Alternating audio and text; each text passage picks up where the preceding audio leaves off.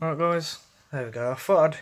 I don't know if I'm able to put the update and the care in one video, but I'll give it a try. If not, it'll be in two parts, as you would already know by now. But right, let's get to the care of these beautiful beasts. First I'm going to start with heating. If I can get the thermometer, I just have to, there we go, push that back.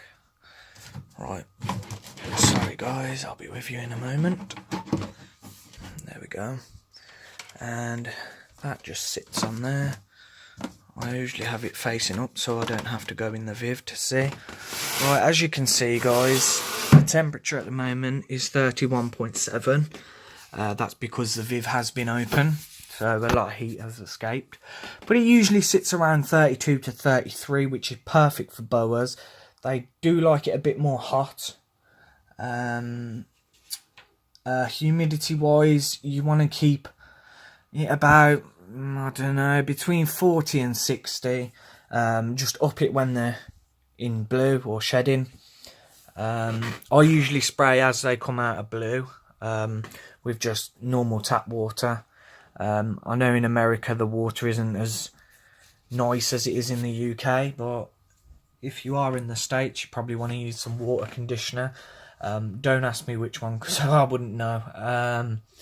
But yeah, guys, these guys, this girl. Oh, I've got a cat. Hello. This girl is a species of boa. She's a hog island, as I said.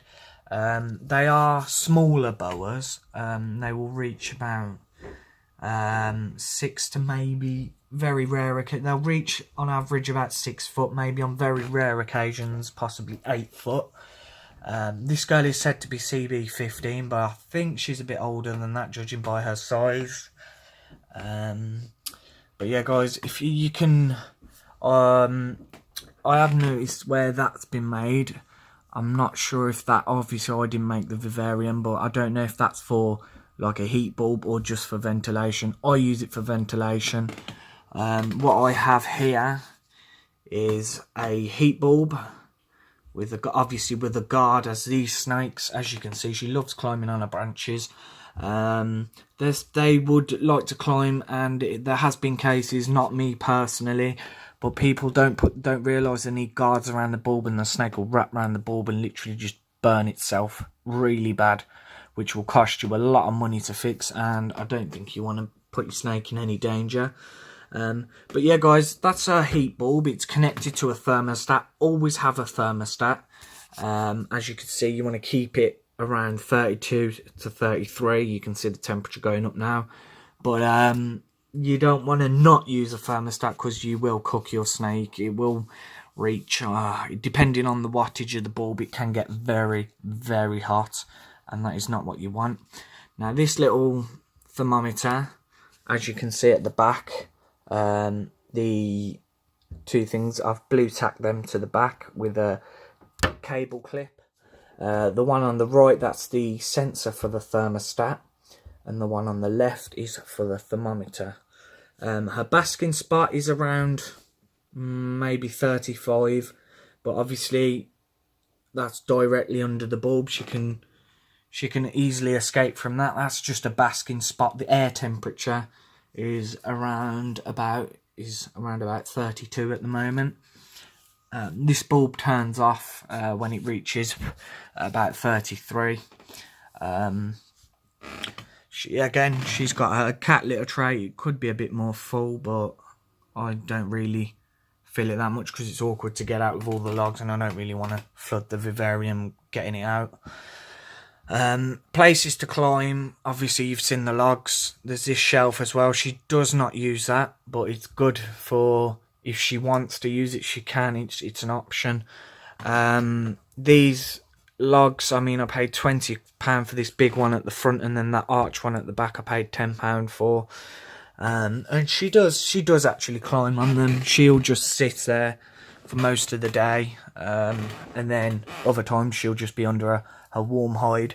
So if she ever gets too hot under there, she'll just come out and just sit on there. Again, UV for lighting. I mean, I can turn that off. I will show you it turned off. That's the UV turned off. As you can see, it is quite dark over this side and you can't really see much. So I got that with her. All it does is 2 little connectors either side. You put it put the connectors through the Viv and plug them in. That is if you do use a vivarium.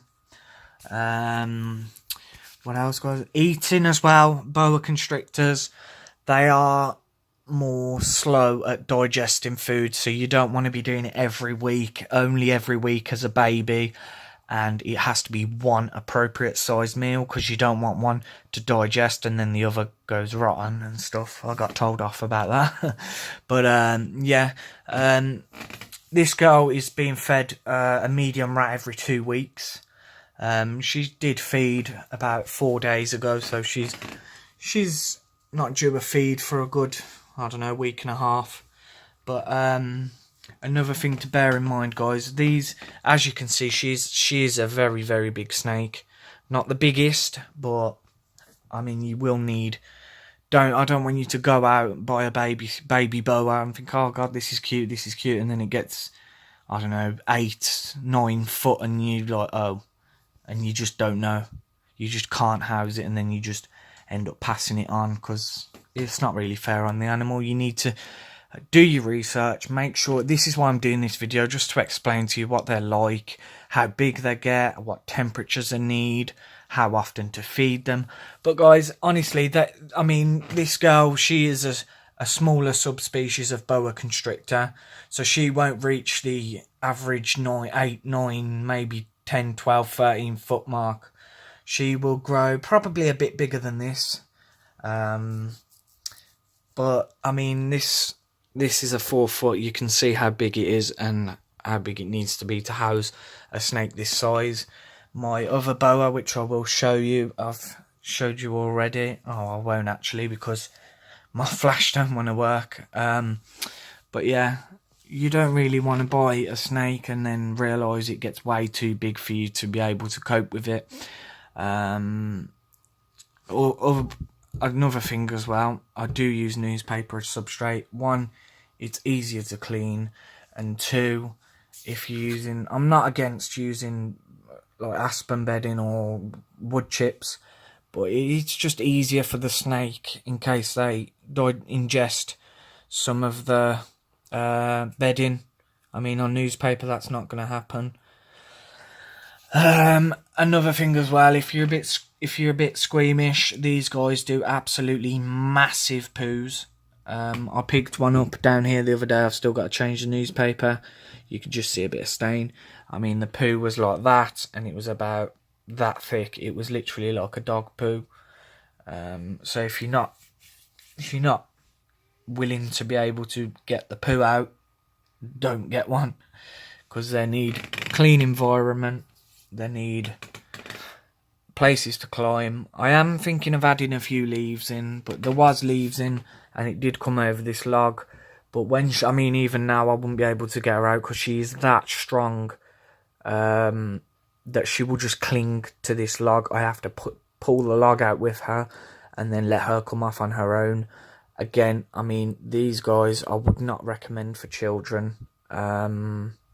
Well, this certain snake anyway. I mean, other boas are different, but this girl is absolutely strong. I've never held a snake that's so strong. She will wrap around my neck and within seconds I'm turning blue.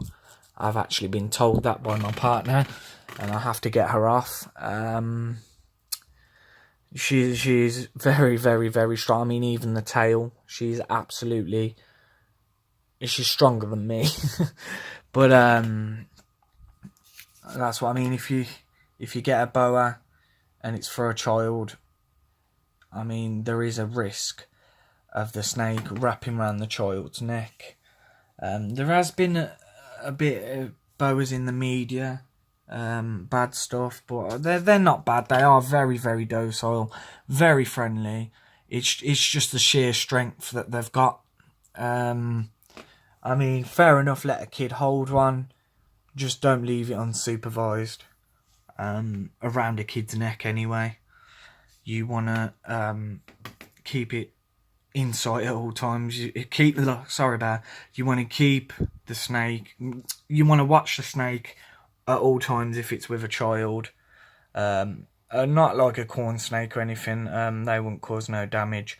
But these guys, if you leave a child unattended with one of these around the neck, obviously the inevitable can happen. I'm not saying it will. It depends on the snake. I mean, even snakes can do it by accident. They like to wrap around your neck. They'll either use it for something to hold on to so they don't fall, or they will do it for the heat. They don't go out of their way to kill people, like people have said in the media, like, oh, this snake strangled this person on purpose. It's not like that. They don't see you as food. This is what you mean. You need to make sure that they're aware it's not feeding time. And I mean, I will just show you how lovely this snake is. Like, see, she's not even reacting. Obviously, she's tensing up a bit, but you can see she's not trying to bite me or anything. But guys, honestly, you need to do your research. Don't just take this video as, oh, I've done all my research, because I can guarantee I've missed out on a lot of things. But it's just one of them. As long as you've researched, you know what the animal's like, what it needs. I mean, every snake will need a heat source. They are cold-blooded. They will need a hot end and a cold end. As you can see, there's no heat on this end. This is for if they want to get away from the heat. I mean, she's got a cat litter tray filled with water. She can easily go in there and cool down. But I've seen her drinking, but I've never seen her fully in the tray. But yeah, guys. So if you found this video helpful, please give me a thumbs up. If I've missed anything and you have any questions, then please just drop a comment and I'll get back to you. Cheers.